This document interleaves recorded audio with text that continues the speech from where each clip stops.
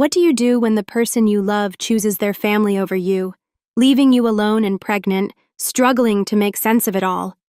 What if, in the end, karma has its own way of making sure justice is served? My world came crashing down when Kevin, my husband, chose his brother's lavish wedding over me, leaving me, 9 months pregnant and alone. But little did Kevin know, karma had a way of working itself out, and it had big plans for him and his family. My name's Sarah, and I used to think I had everything figured out.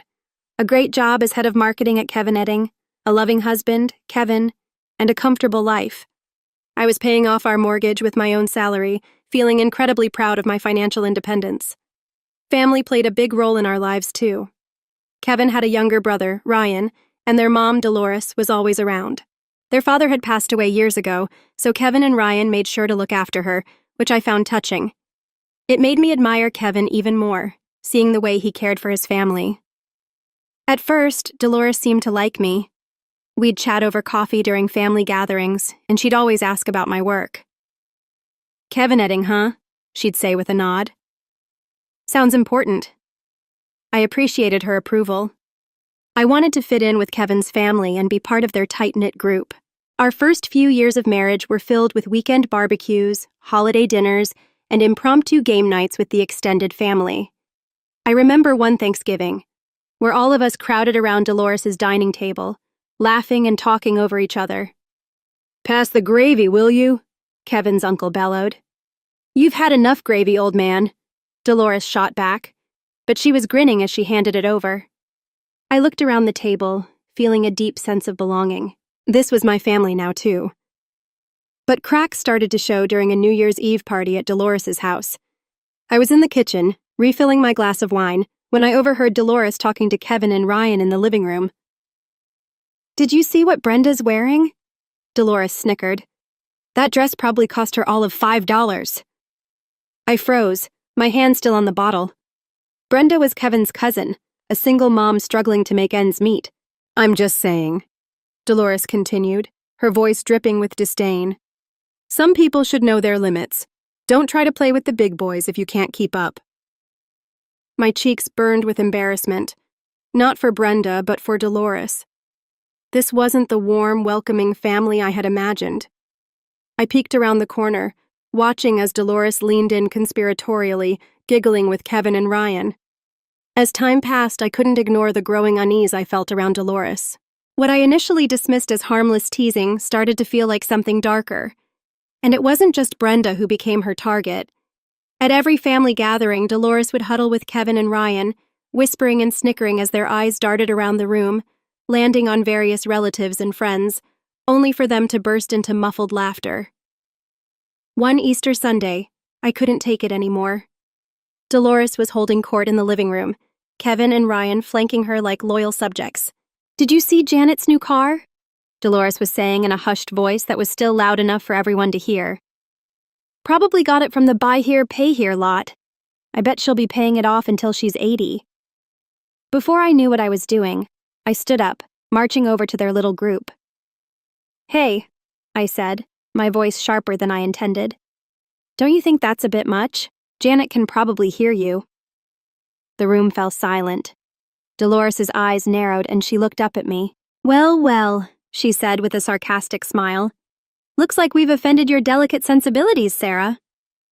Kevin and Ryan exchanged uncomfortable glances. "I just think it's rude," I pressed, my heart racing. "Why do you always have to put people down?" Dolores's fake smile vanished. "If you don't like it, you don't have to listen," she sneered. "Why don't you go sit somewhere else?" I felt slapped across the face. I looked at Kevin, expecting him to back me up, but instead he stared at the floor, avoiding my eyes. "Fine," I said, my voice tight with frustration. "I will." That was the turning point for me. I could no longer ignore what had been brewing under the surface. Kevin's family was toxic, and I had to make a choice. The last thing I needed was to be surrounded by people who couldn't support me when it mattered most. With my pregnancy reaching its final stages and no support from the one person I thought I could count on, I was done. From that day on, family gatherings became a special kind of hell. I'd sit alone, nursing a drink, while Kevin stuck to his mother's side like glue. He'd throw me apologetic glances now and then, but he never came to sit with me. "Why don't you ever stand up to her?" I asked him one night after a particularly awful dinner. Kevin sighed, running a hand through his hair. "She's my mother, Sarah. What do you want me to do?" "I want you to tell her she's being cruel. I want you to have my back." But he never did, and slowly I started finding reasons not to go to these family events. Work emergencies, migraines, anything to avoid the cold stares and whispered insults. Then, just when I thought things couldn't get more complicated, life threw me another curveball. I was pregnant. I stared at the little plastic stick in my bathroom, my heart racing, 2 pink lines clear as day. "Kevin," I called out, my voice shaky. "Can you come here?" He appeared in the doorway, his face concerned. "What's wrong?" Wordlessly, I held out the test. His eyes widened as he took it from me. He pulled me into a hug, and for a moment I felt like maybe everything would be okay. Maybe this baby would bring us closer together, heal the rifts that had been growing between us. But life had other plans. The pregnancy was rough from the start. Constant nausea, dizziness, and a perpetual threat of miscarriage kept me on edge. My doctor put me on bed rest, which meant working remotely. As the weeks went by, my condition worsened. My eyesight started to deteriorate rapidly, a rare complication that my doctor said could be temporary, but might also be permanent. Squinting at my laptop became impossible. With a heavy heart, I had to quit my job. I needed Kevin more than ever, but he seemed to be drifting away. He'd come home late from work, citing extra projects or drinks with colleagues. More often than not, I'd fall asleep alone, the echo of the front door closing jolting me awake in the middle of the night. The day of my C-section arrived faster than I expected. My eyesight had worsened to the point where the doctors insisted on the procedure. Natural birth was just too risky. As I lay on the cold operating table, my heart raced with a mix of excitement and fear. "Where's Kevin?" I asked the nurse, my voice trembling. She gave me a sympathetic smile. "Your husband's in the waiting room, dear. He said he'd rather stay there." The surgery went smoothly, and soon I heard the most beautiful sound, my son's first cry. As they placed him on my chest, I felt a rush of love so intense it took my breath away. Later in the recovery room, Kevin finally showed up. His face was a mask of discomfort and annoyance. "Look, Sarah, I gotta say something. This whole thing, it's not right." I blinked, confused. "What do you mean?" He ran a hand through his hair, frustration evident in every movement. "Normal women give birth on their own without all this surgery crap, and men aren't supposed to be here for this. We should be meeting our wives and kids at home, like in the old days." His words hit me like a punch to the gut.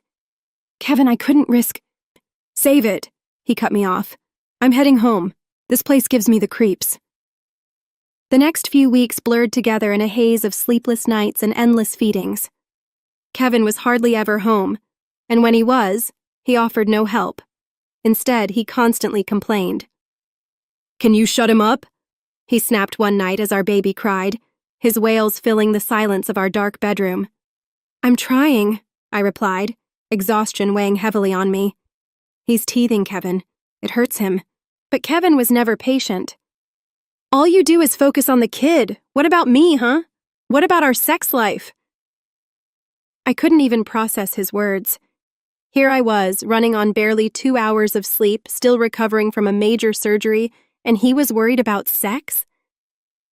As the weeks turned into months, Kevin's frustration grew.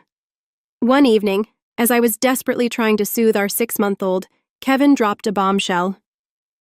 "You need to go back to work," he said flatly. I stared at him in shock. "What? But the baby?" "We'll hire a nanny," he interrupted. "We can't keep living like this, Sarah. We need the money." I wanted to argue, to say that our son needed me, that I wasn't ready to leave him. But the cold, determined look in his eyes told me it was pointless. So, reluctantly, I began job hunting. Finding work with my limited vision wasn't easy, but eventually, I landed a position at a smaller company. The pay, however, was far less than what I'd earned before. When I told Kevin, his reaction was exactly what I feared. "That's it?" he scoffed. "We're paying a nanny for this?" My throat tightened and I fought back tears. "I'm doing my best, Kevin. It's not easy with my eyesight." "Excuses," he muttered before walking away. And so, my reality was set.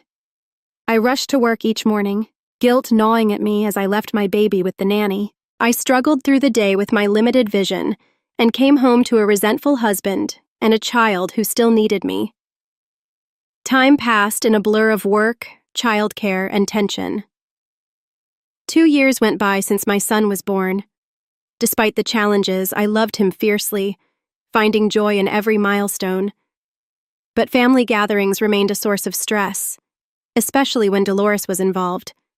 She'd put on an act, playing the doting grandmother, but it was all a show.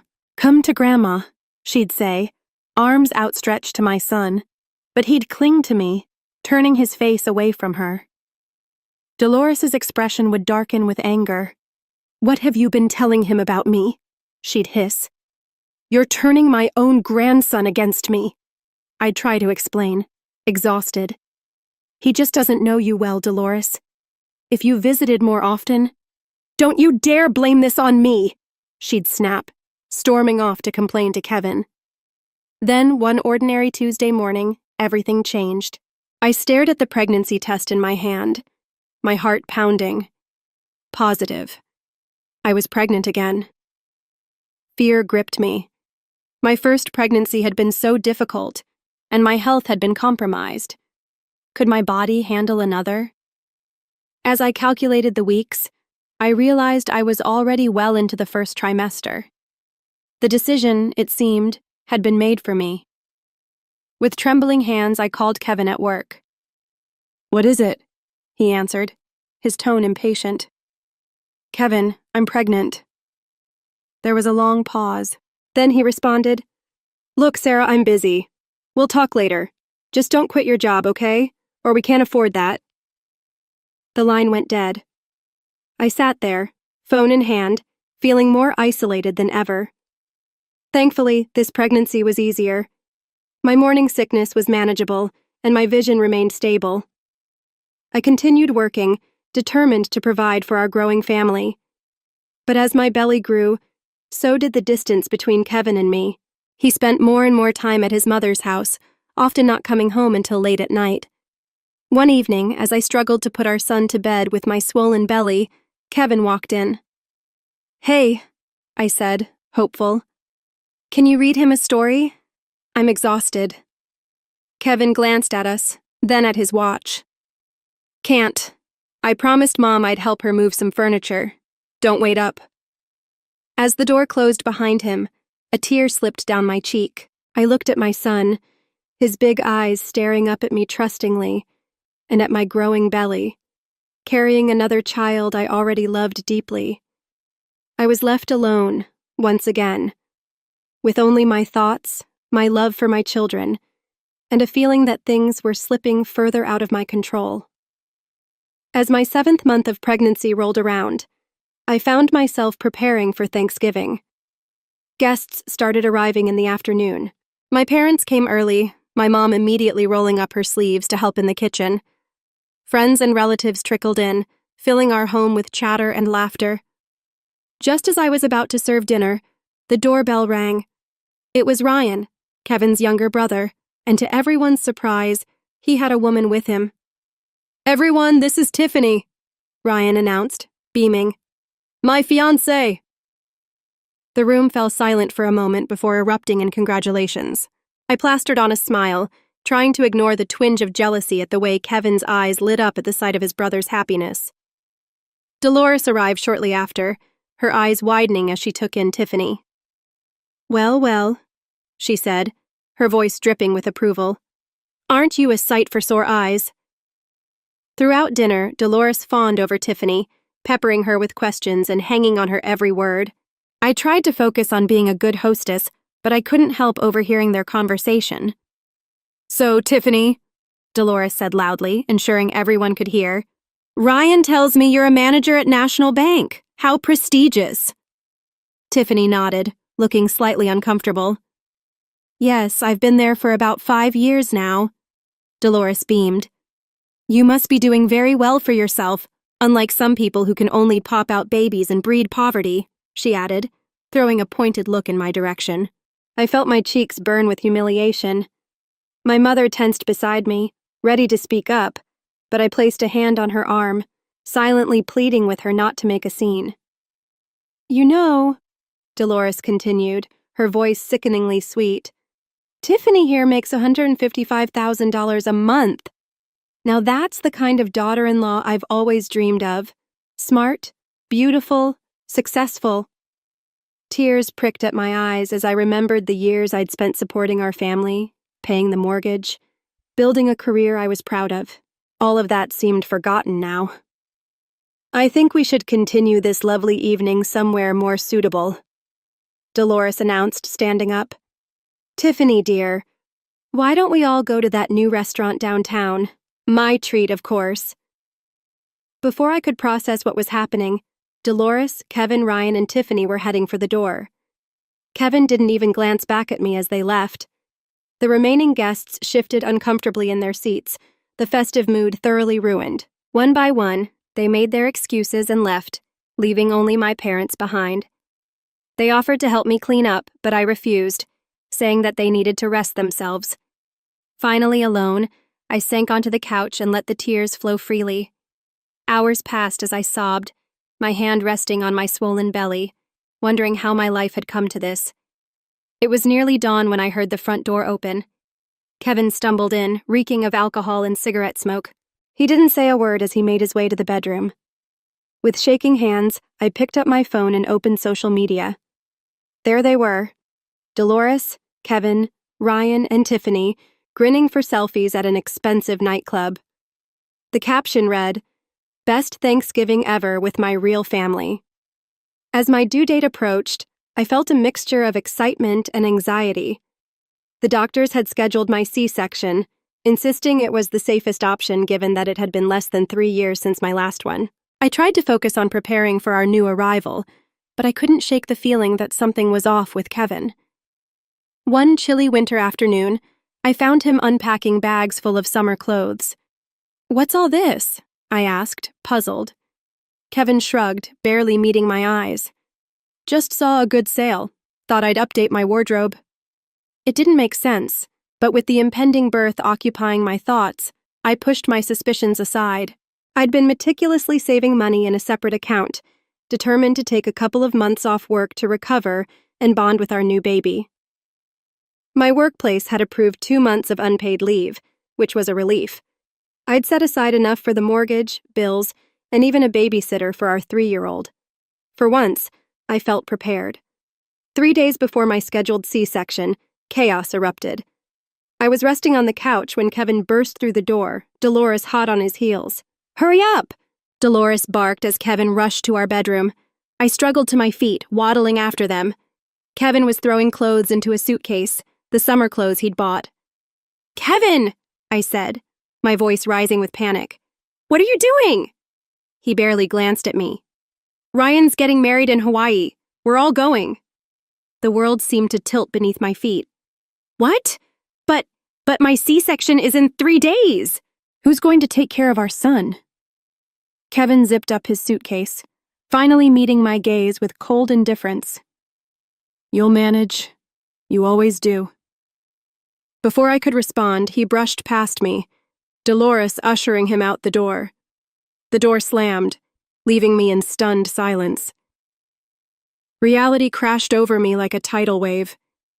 I scrambled for my phone, my hand shaking as I checked our joint account. Empty. All the money I'd saved gone. With trembling fingers, I dialed Kevin's number. He answered on the final ring. What? He snapped. The money, I choked out. All our savings, where is it? There was a pause, then a cold laugh. We needed it for Ryan's wedding gift. Don't be so greedy, Sarah. The line went dead. A sharp pain lanced through my abdomen. I looked down in horror to see a puddle forming at my feet. My water had broken. Panic seized me. I couldn't go into labor now. The risk to my previous C-section scar was too great. With one hand on my belly and the other clutching my phone, I called emergency services. The hospital was chaos, doctors shouting, machines beeping. I woke hours later to the gentle beeping of monitors. My mother's tear-stained face swam into view. "Sarah," she whispered, squeezing my hand. "You're okay. The baby's okay." Slowly, the fog lifted. I'd nearly died. My baby had nearly died. But we'd made it. 3 days after the emergency C-section, I was feeling surprisingly strong, both physically and emotionally. The doctors were pleased with my recovery and gave me the green light to go home. Kevin hadn't called once since he'd left for Hawaii, not to check if I was alive, not to ask about his new son. In that moment, I knew our marriage was over. I called my parents and asked to stay with them for a while. Their response was immediate and supportive. My parents doted on both boys, giving me time to rest and recover. I started researching divorce lawyers and gathering documentation of our finances. Then, exactly a week after I'd left the hospital, my phone rang. Kevin's name flashed on the screen. I let it go to voicemail twice before finally answering on the third call. "Where the hell are you? Why aren't you at home?" Kevin's voice was a mixture of anger and confusion. I took a deep breath. "I'm at my parents', Kevin, with both of our sons. I filed for divorce." There was a moment of stunned silence, then a bark of laughter. "Divorce? Are you kidding me? After everything I've done for you?" "Everything you've done?" I felt a surge of anger. "You mean like abandoning me right before I gave birth or stealing all our savings?" "Oh, get over it," he scoffed. "I'll pay you back. No problem." "In fact, I don't even want to see you again," I said. "You know why? Because I'm going to be rich." He launched into a tirade about how Ryan's new wife had offered him a job as her deputy at the bank, how they were going to start their own financial company, how she was going to make them all wealthy beyond their wildest dreams. "You never believed in me, Sarah," he spat. "You always shot down my ideas, always held me back. Well, guess what? I'm free now, and you're just a loser who can't see potential when it's right in front of her." The divorce was finalized faster than I had expected. Kevin didn't contest any of the terms. He returned the money he'd taken from our accounts and agreed to pay alimony. When it came to the house, I had all the mortgage statements showing I'd been the one making payments, and the judge ruled in my favor without hesitation. The day I moved back into the house with my boys, Kevin was there, packing the last of his things. He sneered at me as I walked in, holding our baby and with our toddler clutching my hand. "Enjoy this dump while you can," he said, carrying a box. "I'll be in a mansion soon, swimming in cash. You'll see what you missed out on." As he left, the door closing behind him, I felt a weight lift from my chest. The house suddenly felt brighter, more peaceful. 1.5 years had passed since the divorce. Life had settled into a new normal. I had returned to work and found a balance between career and motherhood. It wasn't always easy, but we were doing well, and more importantly, we were happy. Then one ordinary Tuesday, I received a news alert that made my stomach drop. "Local banker exposed as fraud, leaves family in ruins." The article detailed an elaborate scam involving Tiffany, Ryan's wife, who had convinced Kevin, Ryan, and Dolores to take out enormous loans to fund a non-existent financial company. They even mortgaged Dolores's house and poured all their savings into it, only to find out Tiffany wasn't a banker at all. She had created a fake office and a short-term rental, a setup for her con.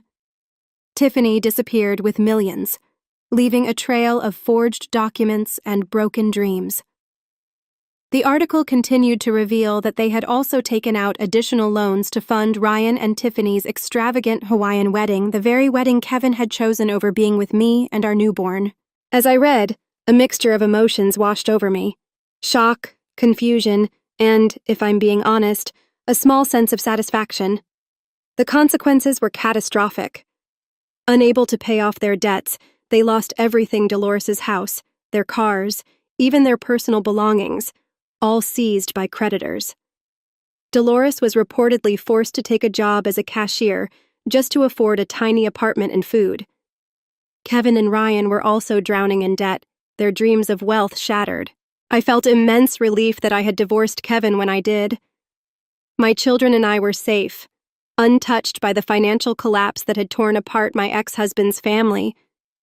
Just when I thought it was all behind me, my phone rang. It was Dolores. Hesitating, I answered the call. "Sarah." Her voice was small, so different from her usual imperious tone. We need your help," she pleaded, asking if they could stay with us. "The children need their father and grandmother," she insisted. "You can't leave family in trouble." I took a deep breath, memories flooding back the Thanksgiving humiliation, the abandonment before my C-section, the countless times they belittled me. "Family," I said, my voice steady. "You weren't concerned about family when you left me alone, pregnant and in danger. You weren't concerned about family when you stole my savings. You weren't concerned about family when you called me a loser." Dolores tried to interrupt, but I cut her off. "I'm sorry you're in this situation, Dolores, but I'm not responsible for the choices you, Kevin, and Ryan made. My priority is my children, and I won't expose them to the chaos you've created. Please don't contact me again." I hung up and immediately blocked her number. As I set my phone down, I felt a weight lift from my shoulders. It was over. Truly over. Have you ever had to make a difficult decision to break free from toxic relationships, even when it felt like everything you knew was falling apart? Sarah's world fell apart when her husband, Kevin, abandoned her during her pregnancy to attend his brother's wedding, only to later betray her with a financial scheme that shattered their family. Despite the humiliation and pain, Sarah found strength and independence. She divorced Kevin, took control of her life, and rebuilt a future for herself and her children. When the truth about Kevin and his family's financial downfall emerged, Sarah's resilience proved to be her greatest asset. The once broken family now faced the consequences of their own choices, while Sarah remained empowered and focused on her children's well-being. Looking at Sarah's journey from the lens of self-empowerment, it's clear that her greatest strength wasn't just her ability to overcome hardships, but her courage to reclaim control over her life. Despite Kevin's betrayal, Sarah chose not to let her circumstances define her.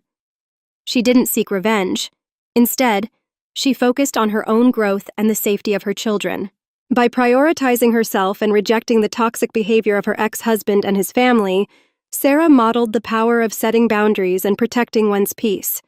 This decision to cut ties with her past was not just an act of self-preservation, but a declaration that her future would be built on her own terms, free from the chaos and manipulation that had once been her reality. Have you ever had to make a tough call to break free from a toxic relationship? And what did that decision teach you about yourself? What would you have done if you were in Sarah's shoes? How do you think her decision to prioritize herself and her children reflects the importance of setting boundaries, even with family? Share your thoughts and experiences in the comments below. Let's talk about the power of choosing yourself in the face of adversity.